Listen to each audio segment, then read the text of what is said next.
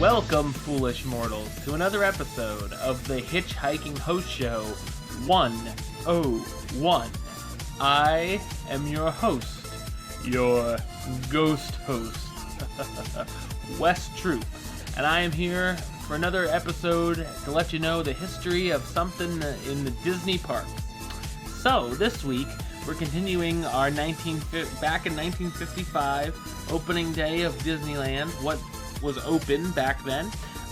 We've started a few things over in Frontierland, and we're going to continue at that this week. So, we're going to talk about an attraction that was there in 1955, and it's gone over a few name changes over the year, but it started out as the Mule Pack.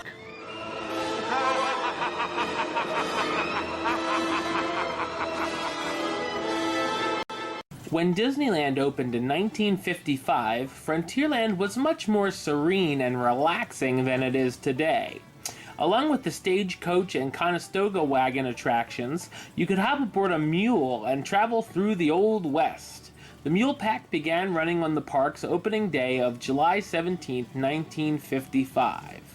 When the attraction began, a guide would lead the guests on his horse while riders followed behind on their mules. Each pack consisted of 9 mules. The ride boasted 50 mules in all. The tour consisted of a 10-minute trip through the trails of Frontierland around the rivers of America.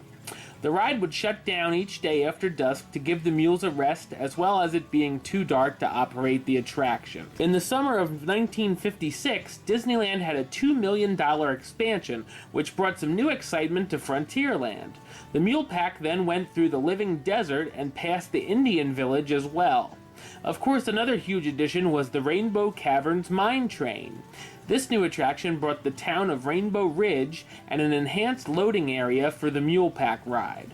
In June of 1956, the Mule Pack ride officially became known as the Rainbow Ridge Pack Mules.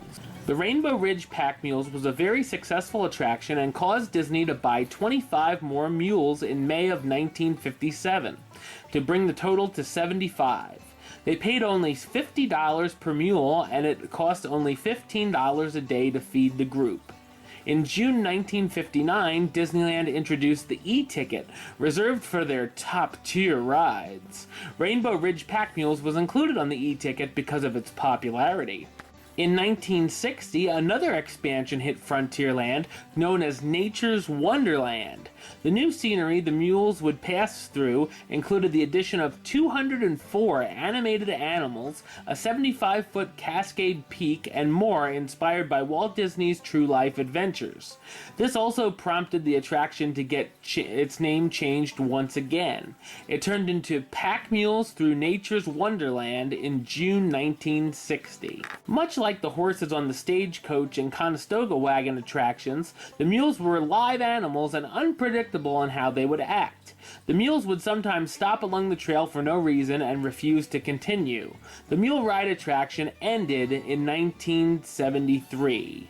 You can still find a tribute to the ride in Frontierland today at Big Thunder Mountain Railroad, where a sign reads Pack Mules, bought, sold, and rented. The attraction was never duplicated in any other Disney park and remains unique to Disneyland.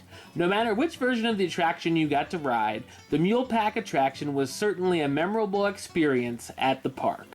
Alright, well that's all the time for this episode. Next week I'll be back with another HitchHiking Host Show, and look for another HitchHiking Host Show 101 very soon. We got still more to talk about Frontierland, surprisingly. We got a lot about Frontierland, so hope you like it. Until next time, don't forget to subscribe right here on YouTube, youtube.com/HitchHostShow. You can like the Facebook page, facebook.com/HitchHostShow. Follow on the Twitter and the Instagram at HitchHostShow. And if you're listening to the show or you want to listen to the show, you can do so at Podbean. It's HitchHostShow.podbean.com. And you can also download the show on iTunes and Stitcher. So, until next time, don't forget to... Hurry back, for another episode. See ya.